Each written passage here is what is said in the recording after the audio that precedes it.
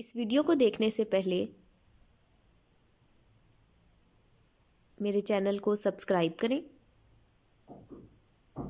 और bell icon दबाएं। अस्सलाम वालेकुम viewers, welcome to my YouTube channel learn any time. आज का हमारा टॉपिक है एटॉमिक साइजेस। एटम का साइज़ बहुत इम्पॉर्टेंट है क्योंकि काफ़ी सारी एटम की फ़िज़िकल और केमिकल प्रॉपर्टीज़ साइज़ पे डिपेंड करती हैं। एटम को स्फेरिकल कंसीडर किया जाता है। अगर एटम को स्फेरिकल कंसीडर किया जाए तो साइज़ को हम एटम के रेडियस के साथ रिलेट कर सकते हैं। इसीलिए जो एटम का साइज़ है वो रेडियस की फॉर्म में एक्सप्रेस किया जाता है। डिपेंडिंग अपॉन कि एटम जो है वो किस तरह के कंपाउंड में प्रेजेंट है, हम साइज़ को एक्सप्रेस करते हैं in the form of atomic radii.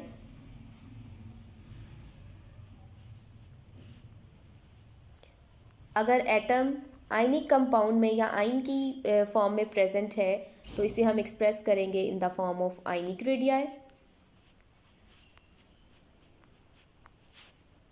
अगर एटम कोवेलेंट कंपाउंड्स में कोवेलेंटली बॉन्डेड है तो इसका रेडियस जो है वो कोवेलेंट रेडियाई होगा।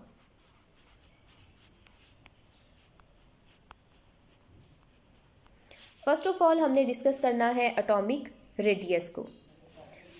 एटॉमिक रेडियस की अगर बात की जाए तो हम सबसे पहले इसकी डेफिनेशन देखेंगे कि एटॉमिक रेडियस को हम डिफ़ाइन कैसे करते हैं।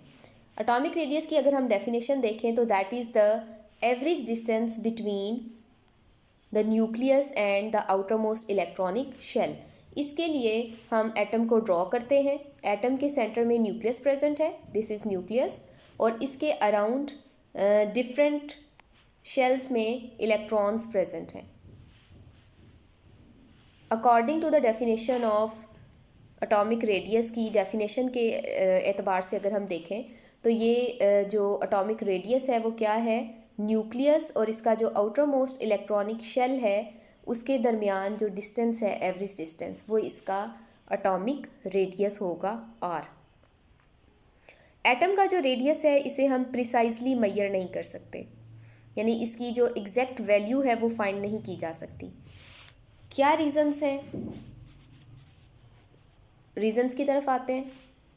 फर्स्ट रीज़न है इसकी कि एटम की कोई शार्प बाउंड्री नहीं होती।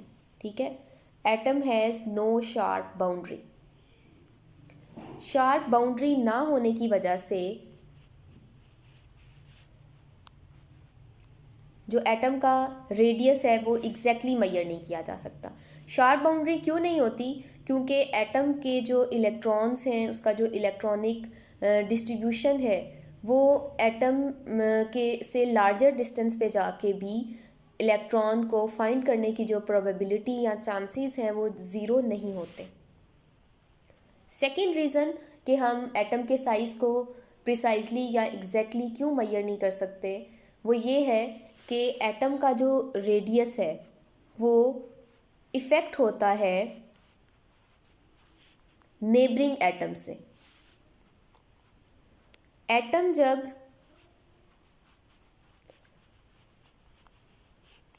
बॉन्डेड फॉर्म में होगा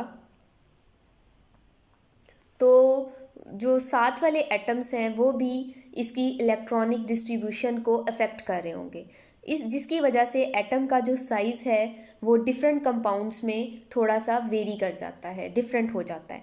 तो ये दो रीज़न्स हैं जिसकी वजह से हम एटम का जो एग्जैक्ट साइज़ है, एग्जैक्ट रेडियस है वो नहीं फाइंड कर सकते। अब एटम के रेडियस को फाइंड किस तरह से किया जाता है। एक अकेले एटम का जो रेडियस है वो फाइंड करना इम्पॉसिबल है क्योंकि एटम की कोई शार्प बाउंड्री नहीं होती। ठीक है, तो इसके लिए क्या सलूशन है, हम किस तरह से एटम के रेडियस को फाइंड करते हैं। दो एटम्स के न्यूक्लियस, दोनों एटम का जो न्यूक्लियस है उसका दरमियान में जो डिस्टेंस है उसे फाइंड कर लिया जाता है। इस डिस्टेंस का जो हाफ होगा वो एटम का रेडियस हो जाएगा। ठीक है, ये जो डिस्टेंस है टोटल इसको मेजर कर लिया जाता है। इस डिस्टेंस को 2 पे डिवाइड करते हैं तो एक एटम का क्या आ जाता है, ये रेडियस आ जाता है।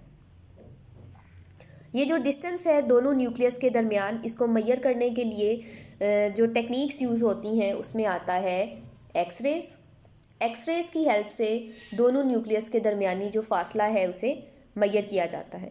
उसके अलावा स्पेक्ट्रोस्कोपिक मेजरमेंट्स भी यूज़ की जाती हैं।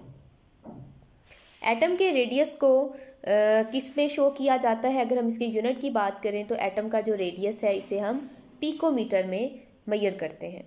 स्मॉल है ये, तो इसके लिए हम ये smaller unit of measurement use करते हैं। एटॉमिक रेडियस के हवाले से हमने आज सारा पढ़ा है, तो नेक्स्ट आयनिक और कोवेलेंट रेडियाई का नेक्स्ट वीडियोस में हम पढ़ेंगे इंशाल्लाह। अल्लाह हाफिज़।